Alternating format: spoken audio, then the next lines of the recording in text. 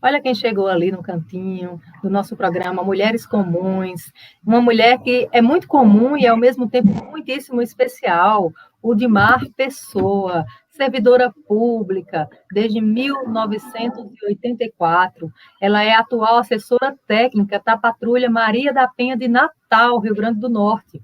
Pesquisadora, palestrante, consultora de projetos em políticas públicas para mulheres e tem um livro, tem uma história de um resgate espetacular da história de Nísia Floresta, que vai compartilhar aqui conosco, não é? Muito obrigada, Odimar, por ter aceitado o convite e estar aqui conosco hoje. Diga seu boa tarde para todos nós. Boa tarde, meninas, maravilhosas, né? Parceiras já de algumas lutas. Eu quero falar inicialmente da minha gratidão, da minha alegria, felicidade de ter recebido esse convite de vocês para estar com vocês no programa de hoje.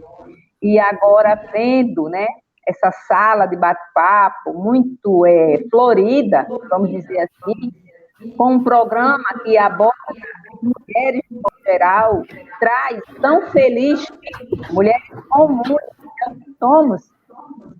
Eu estou aqui radiante e confesso que estou muito entusiasmada para que a minha participação possa ser realmente o que vocês esperam. Que bom, Dimar. Não tenho dúvida que será maravilhoso. Dimar, você tem uma história espetacular aqui. Você conhece o protagonismo feminino do Rio Grande do Norte como ninguém. Já te ouvi muito falar e por isso que você hoje está convidada aqui, porque nós vivemos num estado de bastante protagonismo feminino, né? Esse programa Mulheres Comuns, ele tem um público feminino muito grande. Então, é importante que a gente conheça um pouco dessa história, né, desse nosso crescimento potiguar. Então, o que você poderia nos falar aqui, para quem está nos ouvindo, o que você poderia contar a respeito desse protagonismo feminino que é muito próprio nosso, aqui em Potiguar? Bom, eu vou tentar, vamos dizer assim, de forma sucinta, porque eu dedico esse meu estudo, né, a essa inserção da mulher do Rio Grande do Norte no cenário, né, dos espaços de poder e decisão desde 2009.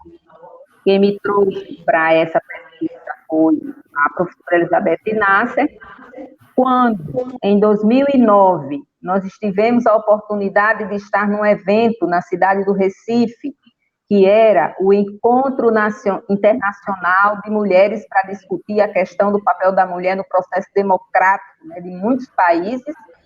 E lá eu ouvi uma palestrante dizer que Nísia Floresta era pernambucana. E eu já comecei a ficar, né, indignada, querendo tirar essa dúvida.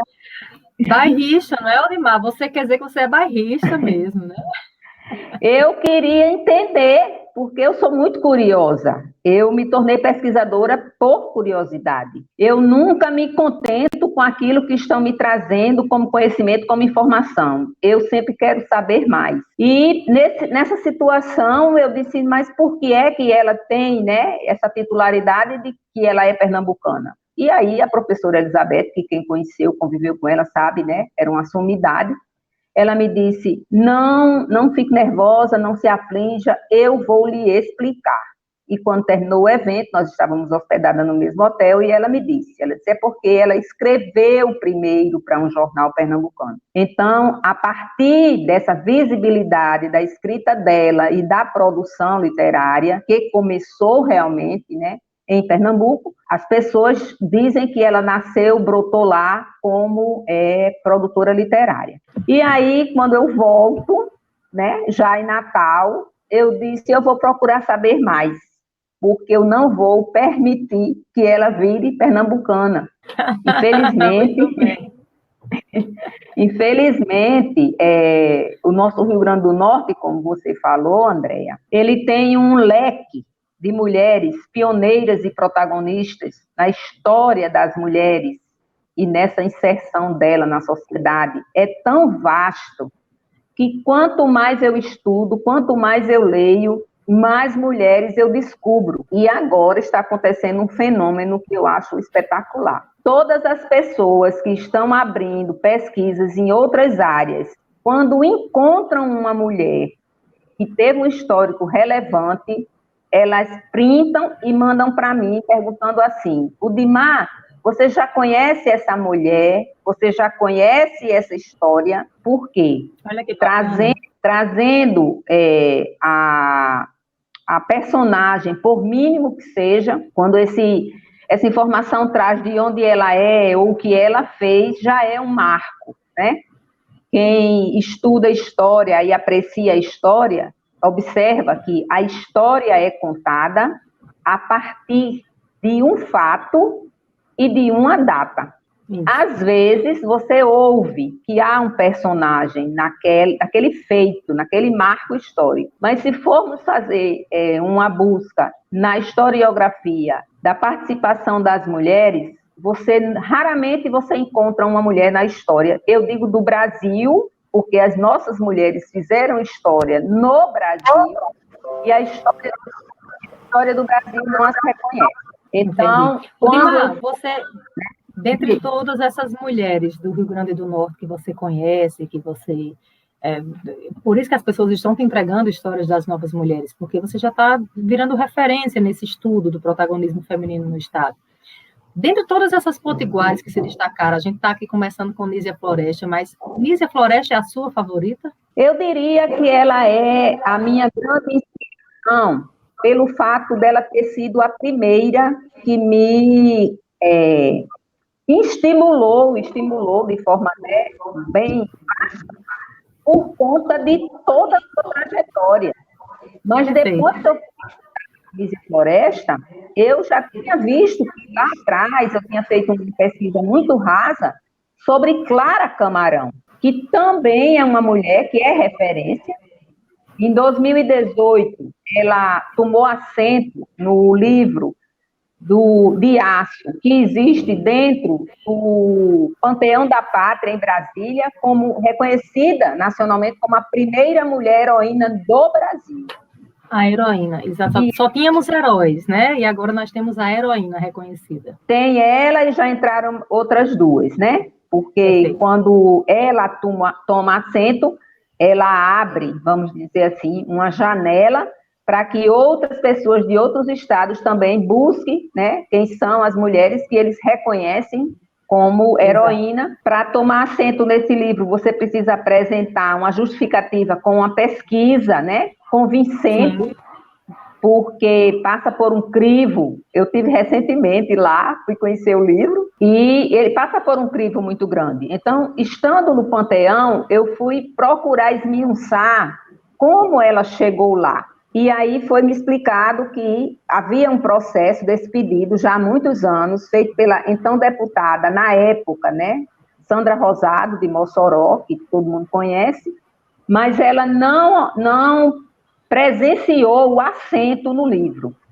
Quem presenciou, estando numa das vagas de deputado federal, já foi o ex-governador e ex-deputado federal José Agripino Maia.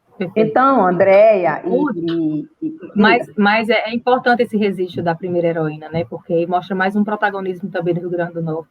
Agora, a gente está falando aqui de Nízia, de Clara. Clara, você explicou um pouquinho, né? Que ela tem esse protagonismo e é conhecida como a heroína, que a gente só tem registros de heróis, né? Documentalmente falando, historicamente falando. Nízia, para quem não conhece Nízia, de repente tem alguém nos assistindo aqui, e quem será Nízia Floresta, essa mulher que a gente fala com tanto orgulho do protagonismo no Rio Grande do Norte, que se estendeu para o Brasil e para o mundo? Quem é Nízia Floresta e por que é que ela é tão importante e tão inspiradora ao ponto de inspirar o Udimar Pessoa? Bom, eu sou a pessoa mais, vamos dizer assim, né, indicada aqui no Rio Grande do Norte para falar de Nízia, mas eu também sou a pessoa que encontrou em Nízia Floresta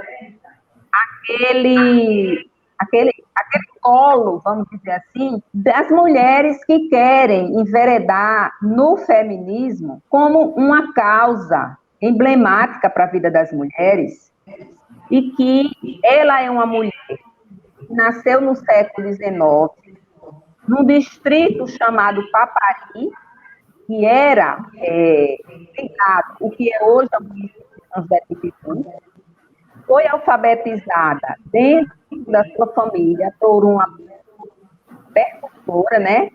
Uma professora particular, que depois o pai dela contratou essa pessoa para que se alfabetizasse. E ao ter acesso às primeiras letras, que hoje a gente chama de alfabetização, ela se interessava em ler livros. E ela procurava ler os livros que chegavam à mão dela. Ainda com 12 para 13 anos, como era costume da época, as meninas casarem, e só agora chega para nós a informação de que as meninas eram obrigadas a casar com aquele casamento arranjado, quando elas menstruavam, porque a partir dali elas passavam pelo processo de se envolver com alguém, engravidariam, e na época teriam que estar casadas, né? Porque não iam engravidar fora dos casamentos. E já casava para isso também, né, Udi? Também, com certeza, com certeza. E então, assim, a gente não tem registros do que ela passou nesse casamento, que era com um homem bem mais velho, claro, e ela pediu para se separar com 1 ano de casada e procurou os pais e disse que não estava feliz e que não queria aquilo para ela. E os pais acataram que ela se separasse e voltasse para casa. Com isso, ela passa a ser marginalizada dentro, né, de um distrito, uma cidade de interior, século XIX, a gente faz ideia o que era essa sociedade dessa época. E os pais... Eu fico impressionada como os pais deixaram, permitiram e ajudaram, né, atenderam no século XIX esse pedido. Ela era filha única. Eu acredito que ela era uma menina muito inteligente e os pais, né, viam nela, talvez, aquela criança que você investe, né, que hoje os pais investem, você tem uma potencialidade. Eu acho que os pais investiram, né, o que era o desejo dela, e como o pai dela, na época, trabalhava defendendo, né, algumas pessoas que se apossavam de terras para legalizar e dar como doação de propriedade aquelas terras, que diz os livros que ele agia como no papel do advogado, mas na época eu não sei se ele já, né, estudou, se tinha essa função de fato. O pai era perseguido também pelos grandes, né, latifundiários do distrito, e ele achou melhor sair de Papari e ir com ela e a esposa para a cidade de Goiânia, Pernambuco. Lá em Goiânia, ela em idade escolar, já talvez com 14, 15 anos, ela foi matriculada na escola tradicional, um convento que hoje não existe mais, e chegando nessa escola, sim, aí ela começou a ter acesso a jornais que circulavam, né, na cidade de Recife, que chegava de alguma forma para o convento, e essa escola, ela ensinava as mulheres a lavar, cozinhar, passar, costurar, e línguas estrangeiras, e quando muito, piano. E ela não queria, ela queria ler e queria escrever. Então, ela recebeu um jornal, que lá em Recife tem esse arquivo, esses jornais da época, chamado Espelho das Moças. E no jornal tinha uma coluna dirigida para as mulheres, e as colunas traziam para as mulheres da época uns conselhos, tipo assim, esteja sempre muito bonita e arrumada para o seu marido. Não faça nada que aborreça o seu marido, faça tudo o que ele quiser. E isso começou a incomodá-la, porque ela tinha vivido isso, não tinha gostado, já tinha se rebelado, vamos dizer assim, e ela disse, eu vou começar a escrever nesse jornal. E começou a escrever, dizendo que as mulheres eram mais do que meros bibelôs. Agora você veja, né, Odimar, você que é pesquisadora e sabe o quanto a gente vem evoluindo, crescendo nessa questão da luta feminista, né, pelos direitos, pelo reconhecimento, pelos posicionamentos, e hoje em dia, hoje, 2021, ainda existe preconceito e resistência a esse tipo de artigo. Agora, imagina no século passado, uma menina escrevendo um negócio desse no jornal. Ela realmente foi muito polêmica. Nízia não teve medo, era muito corajosa, muito polêmica, e metia a cara e falava, fazer recomendações como essa no século XIX realmente é muito forte. É forte, e quanto mais você lê Nízia, mais você fica fã dela, mais você quer conhecer a coragem dela, e mais você tem vontade de popularizar o legado dela. É isso que eu... E foi isso que deixou Nízia tão famosa? Foi isso que levou ela para o conhecimento, assim, porque ela é famosa nacionalmente e mundialmente, né? O que, além disso tudo, né? Ou foi exatamente isso que deixou Nízia tão famosa pelo Brasil? Olha, ela era tão corajosa e ela era tão indignada com a situação da mulher que ela escreveu, durante toda a sua existência, 15 livros falando, em todos eles você encontra, né, as entrelinhas, vamos dizer, dizendo às mulheres que não se submetam aos caprichos dos homens, dizendo às mulheres que elas estudem, porque o conhecimento é que vai libertá-las, que elas, tendo conhecimento, elas teriam capacidade de criar uma nova sociedade. Ela saiu daqui, a gente eu não sei precisar a data agora, mas ela saiu daqui para morar no Rio Grande do Sul, de Pernambuco já, né? E chegando em Pernambuco, ela tentou abrir uma escola. Ela estava no trâmite, né, de locação do prédio, que seria uma escola, que seria a primeira escola do Brasil só para meninas. E chegando lá, ela pegou justamente a Revolução Farroupilha e ela não ficou no Rio Grande do Sul. O Rio Grande do Sul também tem um pouco a história dela lá. Ela migra para o Rio de Janeiro.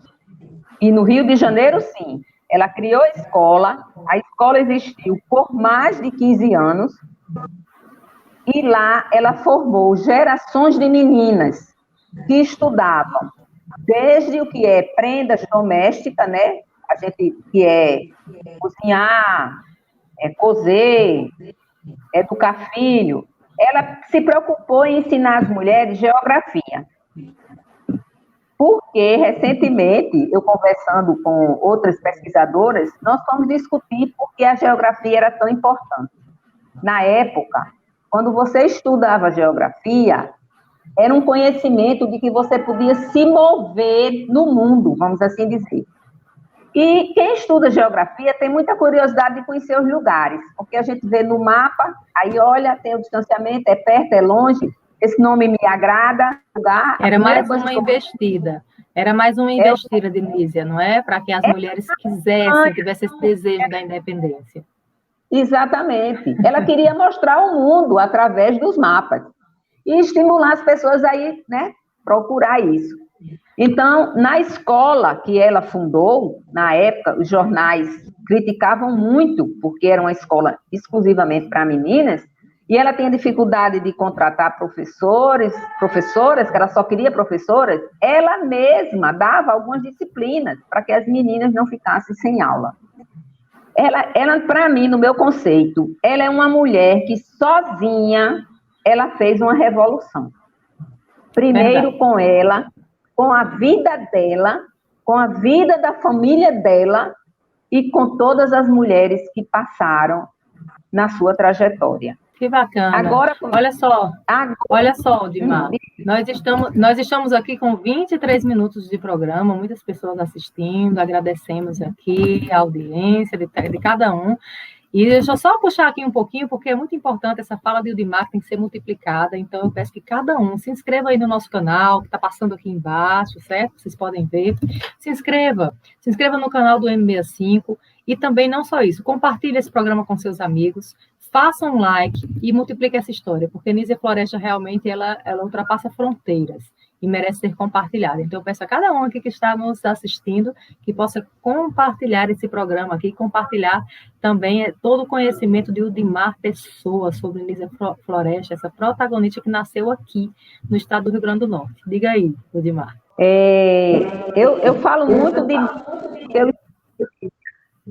Mas a gente também precisa, né, citar o feito das outras mulheres que também fizeram, construíram o seu legado, seja pioneiro, ou seja protagonista, e das também recentes.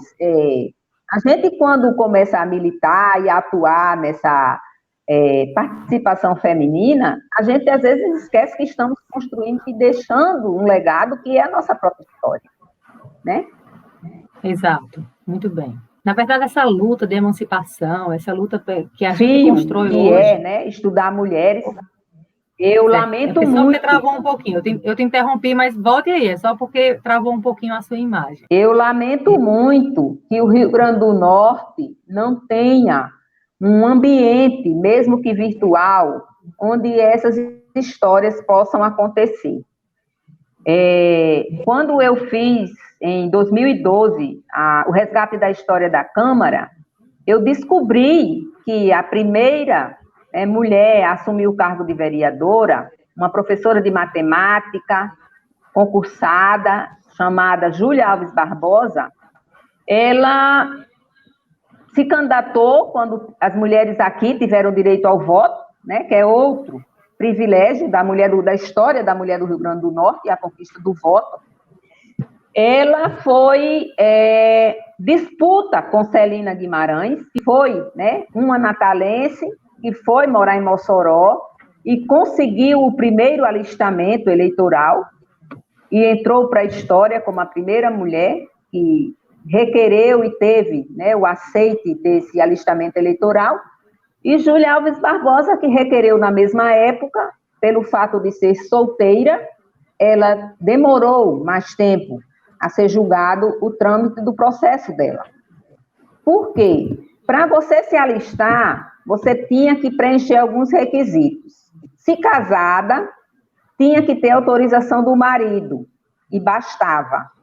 Sendo solteira, precisava provar que trabalhava para manter seu sustento, que tinha sanidade mental e que tinha estudo. Então, essa conquista do direito ao voto, ela é do Rio Grande do Norte.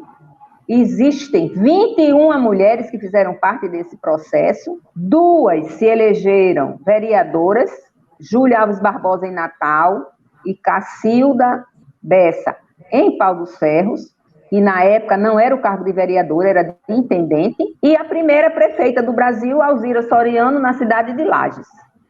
Esses fatos a gente sabe muito superficialmente. Então, eu não posso deixar de informar, né, estando aqui, nesse programa, de mulheres comuns, de dizer às mulheres comuns que procurem ler mais sobre estas mulheres, né, do Rio Grande do Norte, que procurem também acessar um museu virtual, um centro de memória, virtual que tem no TRE do Rio Grande do Norte, muito bem aparelhado, que conta essa história da conquista do direito ao voto. A história rasa sobre essas mulheres, as pessoas poderão encontrar no site da Fundação Ulisses Guimarães, /acervo.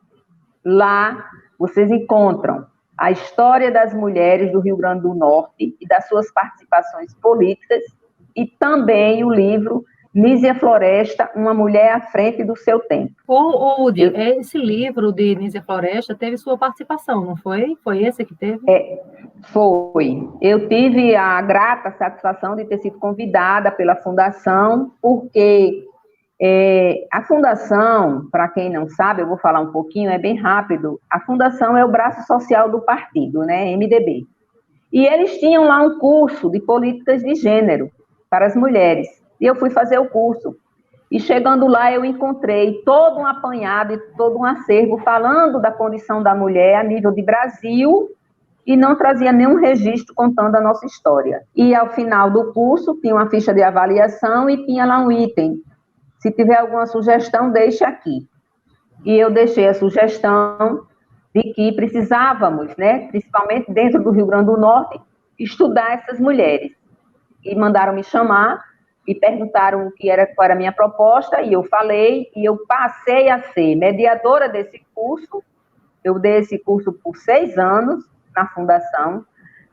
Nós viajamos mais de 57 municípios aqui dentro do Rio Grande do Norte, contando a história da mulher do Rio Grande do Norte e dizendo às mulheres da atualidade que nós somos o resultado das mulheres que nos antecederam. Parte das mulheres que nos antecederam que nos ajudaram a construir o que hoje temos como direitos, como garantia, como visibilidade, como espaço de voz, são mulheres do Rio Grande do Norte. Perfeito. É muita inspiração, Udi. A gente já está chegando aqui no finalzinho, porque a gente já está atingindo 30 minutos dessa fala maravilhosa sobre Nísia Floresta e sobre outras mulheres também protagonistas que nasceram aqui no Rio Grande do Norte. Mas, Udi, eu vou passar aqui, só vou perguntar aqui a Joana, que está aqui do nosso lado, e a Andrea também, se elas têm alguma pergunta para fazer a você, né? Udimar, que ela é pesquisadora, palestrante, consultora de projetos em políticas públicas, conhece muito das mulheres protagonistas do Rio Grande do Norte. Então, Joana já ligou o microfone aí, vou passar a palavra para ela. Oi, Udi, boa tarde, que satisfação tê-la aqui e gozar desse seu conhecimento, né? Beber dessa fonte aí tão bem montada. E eu nem quero fazer uma pergunta, Dimar, porque realmente o programa já está transcorrendo e a gente falar de Nísia ou das mulheres que, de alguma sorte, estiveram bem à frente, que hoje garantiram a possibilidade de estarmos aqui, né? São grandes histórias. Mas o que me chama muita atenção em Nísia Floresta, em particular, aqui no Brasil, é o fato que Nísia é de 1810, né?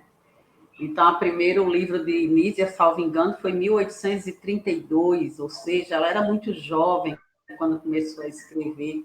Então, quando a gente diz que Nísia é uma mulher à frente do seu tempo, a gente não está a gente não está criando uma metáfora sobre ela, né? Nem criando nenhuma analogia. Na verdade, ela esteve muito, mas muito à frente do seu tempo. E eu sempre digo que as mulheres... Eu sei que Nísia, ela tinha como objetivo o uso da educação para a emancipação feminina, ela acreditava nisso, e é verdade, né? Porque a partir da educação, quando a mulher começa a pensar, quando a mulher começa a criar, né, seus próprios motivos para viver, estabelece os critérios pelo que e para que vai viver, né? Então ela consegue realmente a emancipação social, financeira, emocional. E aí a gente consegue realmente ver uma mulher em que pese tão longínqua a data, né? Através do estudo, através da educação, obteve a emancipação e tornou-se, né, esse referencial para todas nós, e que hoje a gente olha para trás e talvez nós não tenhamos ainda, né, a ousadia que ela teve, considerando a época em que ela viveu. Então, assim, é uma satisfação conhecer essa história aqui, a gente só tem que agradecer a sua participação e esperar realmente que as mulheres e que os homens e que as crianças, né, que nos ouvem, elas possam realmente se sentirem motivadas a partir de uma história tão bonita, né, quem diz, tão antiga, secular, digamos assim, e até hoje rende, né, e até hoje é instrumento de motivação e de se espelhar. Parabéns, viu, pelo enfrentamento dessa atividade, por defender essa preciosidade que é nossa. Beijo. Beijo, querida. Olha aí que maravilha. Obrigada, Joana. Joana nos trouxe aí também alguns fatos muito importantes. E aí, Dea? E você? Eu estou encantada. Prazer em conhecer, Dimar. Primeiro, prazer meu. A essa excelente palestra, uma riqueza de conhecimento, né, sobre as mulheres protagonistas do nosso estado. E eu queria saber o seguinte, eu queria conhecer um pouquinho da tua produção literária, se tem escrita, e onde é que a gente consegue acessar esse seu acervo de produção. Queria que você falasse um pouquinho sobre. Bom, eu tenho uma palestra, que foi a minha primeira, falando sobre Nísia Floresta, que está no YouTube, que se chama Quem é essa mulher? É um espaço chamado Presença, né, Feminina, onde você encontra a minha primeira palestra que eu fiz no Instituto Federal, salvo me engano, 2015, 2016, mas na sequência foi produzido esse livro, que é o resgate da primeira obra de Nísia. É um livro bem interessante, inclusive a Andrea já até ganhou, ela tem um, né? Esse livro retrata todo o recorte histórico de Nísia, enquanto mulher do século XIX, com a contribuição dela para o que é a tradução de um livro da inglesa Mary Wollstonecraft. Então, O Direito das Mulheres e Justiça dos Homens, que é esse primeiro livro de 1932, ele está disponível no site da Fundação Ulisses Guimarães. E um outro texto, que é uma palestra minha, que também foi impressa e também virou livro, que está também nesse mesmo espaço, Mulheres e Políticas do Rio Grande do Norte. Eu só tenho essas duas produções, mas outras estão por vir. Eu espero escrever mais. Muito bem, Udi, muito obrigada. Eu quero agradecer aqui pela sua disponibilidade de estar conosco nesse finalzinho de dia, né? Nesse início de noite, finalzinho de tarde. Muito obrigada por ter aceitado o convite, por vir falar para todos nós que estamos aqui, para as mulheres comuns que nos assistem, sobre Nísia Floresta, essa potiguar que foi exemplo. Obrigada mesmo, viu? Eu espero que a gente volte a se falar. Eu não vou me estender agora, porque eu preciso começar o segundo bloco. Então, deixe só o meu beijo para quem está nos ouvindo. Eu vou fazer a chamada para a Andréa Sá entrar com as atualidades. Eu vou falar bem rapidinho, né? Agradecer o convite, dizer que sempre estarei disponível e dizer a vocês que foi muito feliz o nome da escolha do programa de vocês, Mulheres Comuns, sim, silenciadas jamais. Beijo no coração de todas vocês. Perfeito, amei, Udi. Muito obrigada por participar.